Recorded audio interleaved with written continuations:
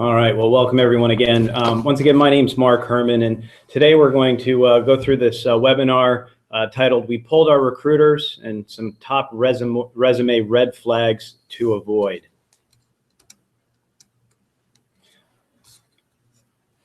So I'm a lead account manager here in the Tampa branch for Impact Business Group. Now, the agenda for today, first we'll talk a little bit about Impact Business Group, who we are, what we do.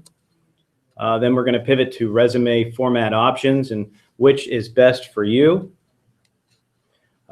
Constructing a resume, what to keep in mind when creating your resume, some do's and don'ts and red flags. And then our Q&A, where you'll be able to ask questions along the way. So if you have questions during the presentation this afternoon, please feel free to go ahead and type those in the chat box, and we're going to select a few at the end and address publicly with everybody.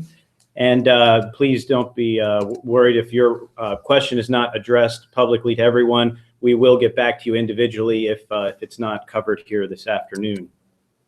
So today's webinar, we review thousands of resumes every year on behalf of our clients and candidates.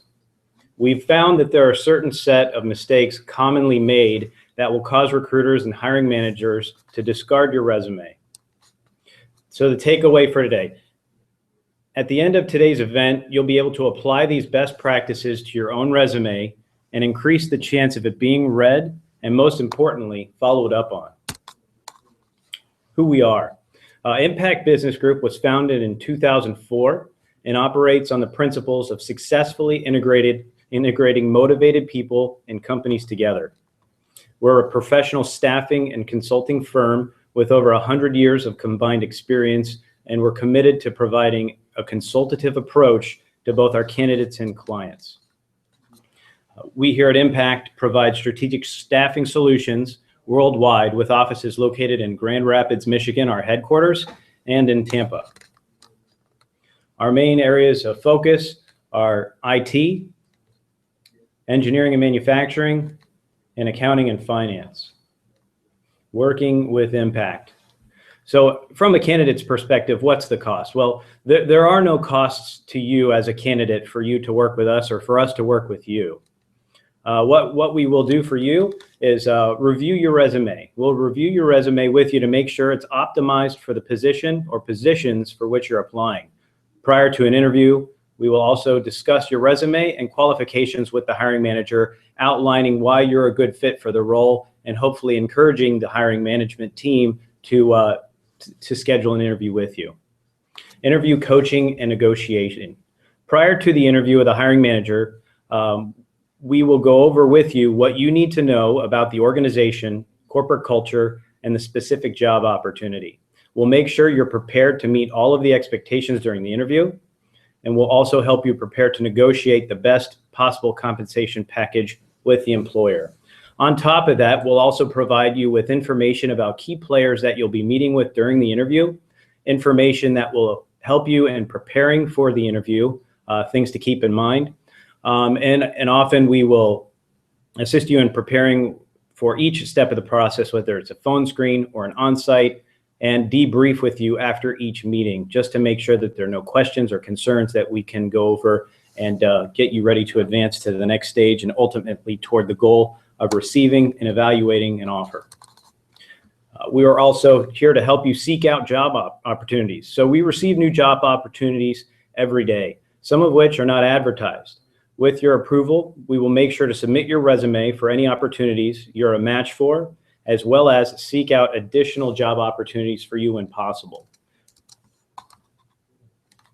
Formatting. So the most common mistake made with constructing a resume is just having a document that's sloppy or not polished. So here's a mem. It's, if that is how the person represents themselves for something so important, it makes you ask a lot of questions. So you really want to make sure that when you construct your resume, that you're putting your best foot forward, because this is all that the hiring management team or recruiter is basing their decision off of in the beginning. So resumes, which format is best for you? So when it comes to building a resume, there are three most commonly used formats that we see as recruiters and in the human resources. There's your functional resume, a chronological resume, and then the combination of both, functional and chronological. So which format would be best for you? So your functional resume will focus and highlight skills and experience rather than a chronological work history. Functional resumes are most commonly used by individuals when they are seeking a position in a new industry. You want to be careful when relying on this functional resume format. Recruiters and human resources often associate this format with candidates that are job hoppers or folks that have a lack of stability. Now, obviously, sometimes it cannot be helped, but it is a top reason why resumes are rejected. If you've had several jobs in a short amount of time and you're in a current job you don't like, it's always best to try to stay there as long as possible so you are not perceived as a job hopper.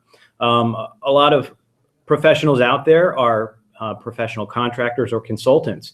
And if that's the case, you want to make sure that you include that on your resume. And we are most certainly happy to assist you in doing that if you want to contact one of us here at Impact on how to do that. But in short, what you can do is next to your title, in parentheses, put contract position or consultant.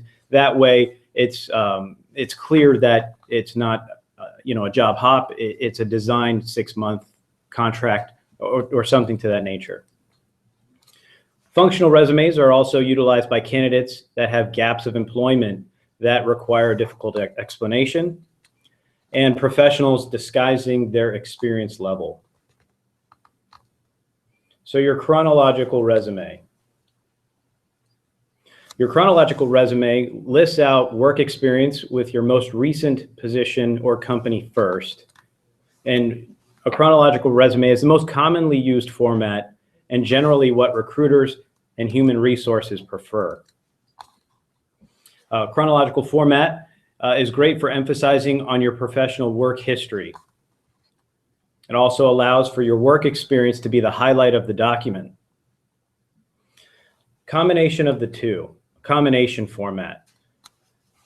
Combination format of your resume lists key skills and experience that align with the specific position you're targeting, then a chronological work history. This format is becoming more widely accepted and a format that I personally rely on for most of my candidates. Utilizing this format gives you, the candidate, an opportunity to highlight your relevant skills and experiences at the top of the document that aligns specifically with the requirements listed on the job you're targeting. Relying on one resume for every position is a common mistake many job applicants make. So it's very important that if you're active on the job market, applying for a variety of different positions, that you have a resume that's designed specifically for that position. So by relying on a combination style of resume, you're able to edit each resume at the top so you can be inclusive of what's important that the hiring management team, the gatekeepers, know that's best in alignment for them from their job description. And then below, obviously, your chronological resume would follow thereafter. So building your resume, how to create a resume that will stand out. Top of the document, your name, location, contact information. Pretty basic. It's optional to include an advanced degree or desired certification acronym next to your name. For example, MBA, PMP, whether project management cert. Location, you should only list out the major city you reside in and zip code if you live in. And you want to leave off your street address. It's just not necessary. And most importantly, you need to include your contact information. Far too often, I'll receive a resume without a method of contact. They don't include phone numbers or email addresses. So you want to make sure that that's on your resume. Underneath that, a professional summary or highlights. A brief statement, 3 to 5 sentences keying in on your experience that aligns with the job you are targeting. So you can create this for each position that you target. This statement can be followed by specific skill sets, software exposure and skill level, and also some professional attributes needed for the position you're applying for.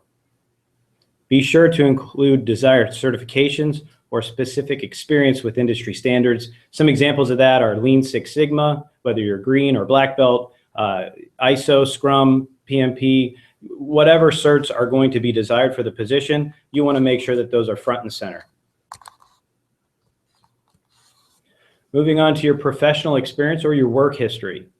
Chronologically, put them in order with the most detail in your current or most recent position and trim it down as you list out your work history. You want to make sure that you keep the document relative to the position you're targeting and keep it specific. Quantify your involvement. For example, by doing X resulted in Y. Education. The location of this section is determined based on the job, what the job requires. If a job is requiring an advanced degree, I would recommend that you move this section toward the top of the document, directly below your professional summary. Certifications and affiliations. Examples, PHR, Lean Six Sigma, Black Belt, PMP, Scrum. There's a variety of certs out there for different verticals. You want to make sure that if you've taken the time and you've earned any of these certs, you list them on your resume, especially if they're desired for the position you're targeting. And at the bottom of your resume, additional information or community involvement. Generally, it's best to leave this off the document unless you're targeting specific positions, and some examples of that would be maybe a sales role, marketing, social roles where personality and community involvement would enhance you as a candidate. If you're targeting a position that's not in line with one of these that I just mentioned, it's generally best to leave that off your resume. Content is key. Social media. So you want to make sure that your LinkedIn profile aligns perfectly with your resume, especially your titles and your dates of employment. One of the first things that I do as a recruiter when I'm taking a look at a resume is immediately pivot and take a look at you on your LinkedIn profile. I want to make sure that everything is in alignment, make sure that the titles line up and the dates are there and they match up. If any of these are out of alignment, it's an immediate red flag. Keep your social media presence PG. Facebook, Twitter, Snapchat, whatever is public out there, you want to make sure that it's not going to knock you out of the running for a position you're targeting. Minimize your online controversial opinions and make sure you remove any pictures that would be perceived as inappropriate by a recruiter or human resources department. Some do's and don'ts. Remain consistent with your format style and keep it simple unless you're targeting a specific position. If creativity is required for a position, for example, in graphic design, then I would highly encourage that you get a little creative with your resume. Spell and grammar check your resume. We've become heavily reliant on auto checks that often miss words that are spelled correctly but are grammatically incorrect. Some examples are to and to, then and than, effect, effect, and there are many others. So you want to make sure that you're not relying on the Microsoft Word button. You need to take a look at this and closely read your resume to make sure you remove and correct any of these errors. You want to write your resume in the first person, avoiding the words I, my, or me. Have someone else review your resume. A fresh set of eyes will help identify mistakes that are easy to avoid. Often when you're putting together a document, you're so close to it, you miss certain things. Mind your font. Too big, too small. What you want to make sure is you're not giving the reader of your resume a reason to immediately discard your resume because it's difficult to read. And generally for the color, keep the font black. Keep it formal, make sure it flows well, and make the most of each page. And generally speaking, you want to keep your resume to about 2 pages or less. And if you're just barely getting into the second page, you want to make sure that you're utilizing the real estate on the first page as best as possible to keep it all on one. But if there's enough to take advantage of that second page, then it's okay for it to push into 2. Any more than 2 pages, pushing into 3 and 4, unless you have a wealth of experience that's required for the position you're targeting, generally keep it at 2 or less. Include the months and years for each of your positions. All too often, I'm reviewing resumes that just have the year for employment. And it's okay if it's 10, 15 years ago and you have perhaps 1996 to 2001. you lose track of the months you were at positions 20 years ago, and that's understood. But going backwards about 10 years, generally, you want to make sure that you have the months that you were at each position when you started and the month that you left, along with the year. Define your employment gaps. For example, if you have a gap 2 years ago for 2 years while you returned and earned your bachelor's, put that on there. Return to school, earn my bachelor's degree, or cared for a family member. Define that gap. The amount of detail in your work history. You want to keep it relevant and inclusive with the most detail in your current, most recent position and minimizing the content as you go backwards in your history. When discussing your work history, make sure to focus on achievements and not just responsibilities. For example, it's fine if you were a top performer in the third quarter of last year, but what were your stats? What were your numbers? Quantify it and make sure each bullet point in your resume is relevant to the position you're applying for. Tailor your resume to each position you apply for, making sure to include your experiences as close to what the desired position requires. This is your one chance when you're submitting your resume for consideration to have it stand out and get selected to move forward and get evaluated, whether it's a phone interview or an on-site interview. So taking the extra time of tailoring your resume specifically to the job description.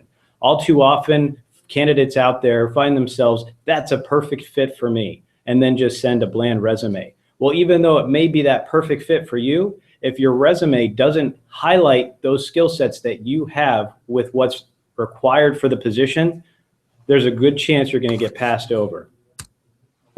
So as a professional with experience within your discipline, it is important to align your content with the language used within the job description.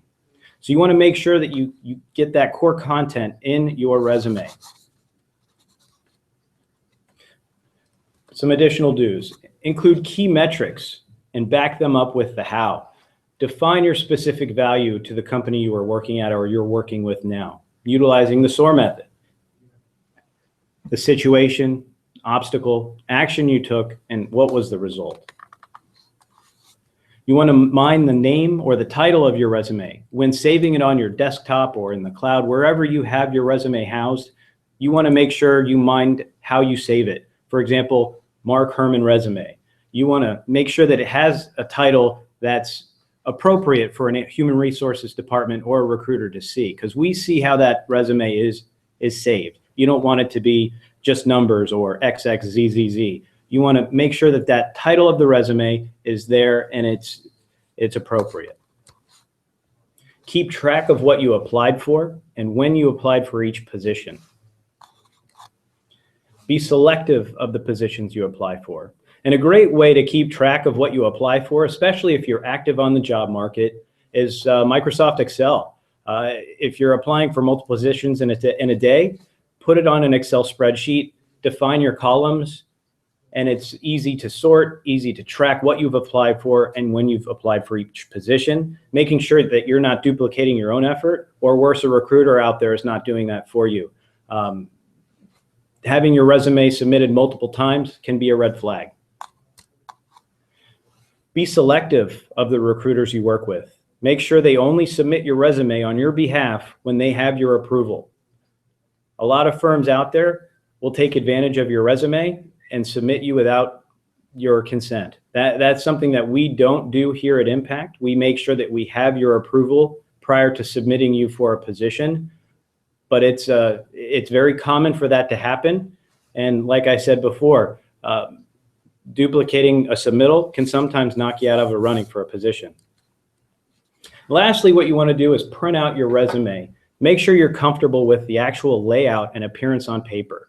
All of our computer screens are different in size, and even though you may be viewing it in a certain way, it may print differently. So print it out, make sure you're comfortable with how it looks on paper, adjust your header and footer if need be, and make sure you're giving it one final look before you're ready to submit your resume or share it with others. Some don'ts. Try not to get personal, and I would advise you not to include your picture on your resume. Don't include your personal information, birthdays, social security numbers. To this day, every now and again, I find social security numbers on resumes that are submitted to us. Not required. You want to make sure that you protect your personal information, and generally this information is not going to be needed until you're advancing toward a vetting process for a background check, or sometimes on occasion a client will require us to have the last 4 or 5 of the social in the beginning to make sure we're not duplicating your resume. But other than that, you want to keep that information off of your document. Don't go bold, italic, or underline crazy. Make sure that you use these font options to highlight specific items that you want the reader to be drawn to. Overuse will diminish the purpose and the value will be lost. It's extremely important to utilize bold and underline, but if you're using it too much, you want to make sure that the reader is being drawn to something specific, maybe just a couple of times. Stay away from including references or the phrase references available upon request. That's obvious. It's not necessary. Remove it from your document and utilize that space for more experience that you have that align with the job. Don't imply what can be implied by others. Be specific. Don't abbreviate or use etc. at the end of a statement. If there's more relevant detail you want to include it. Make sure that you have everything in that document that's going to assist you in getting an audience for an interview. Remove self-assessing phrases. Outside the box thinker, results-oriented, visionary, innovator, hard worker, any others that are similar. Instead, earn the reader's respect with your experience and accomplishments.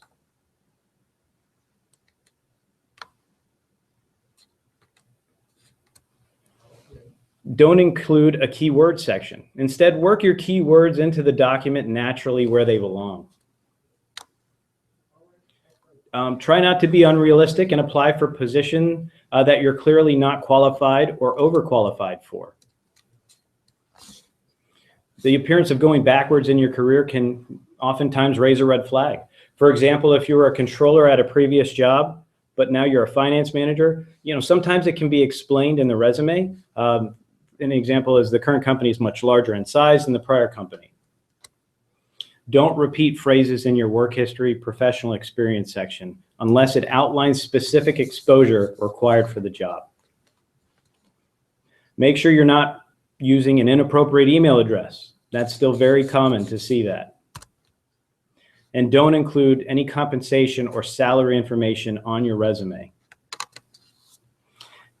And make sure you don't include any negative statements or comments. You want to keep it classy and professional.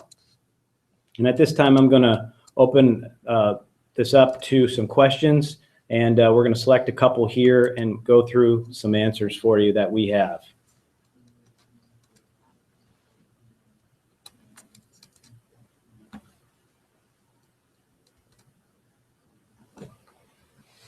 All right. So one of the questions is, how many resumes should I have? Well, that's going to depend on how many different jobs you're targeting. If you're targeting a variety of different positions at different levels, you want to make sure, like I was saying before, that you tailor your resume to the position and you can save it and rely on that. So when you have different versions, you're ready to go.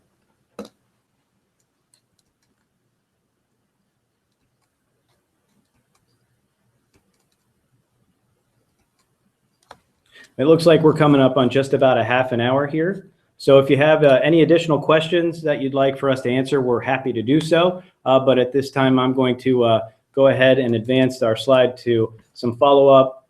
We're going to email everybody that participated in our webinar today the PowerPoint slides, so you'll have them for your review at a later point. Please feel free to visit our blog. And address is right here on the screen. And also, you can apply for jobs. Take a look at what we have available and submit your resume on our website listed right here as well. So thank you everybody for taking the time to participate today. We certainly look forward to any follow-up questions that you have. And once again, my name's Mark Herman with Impact Business Group. Have a great afternoon.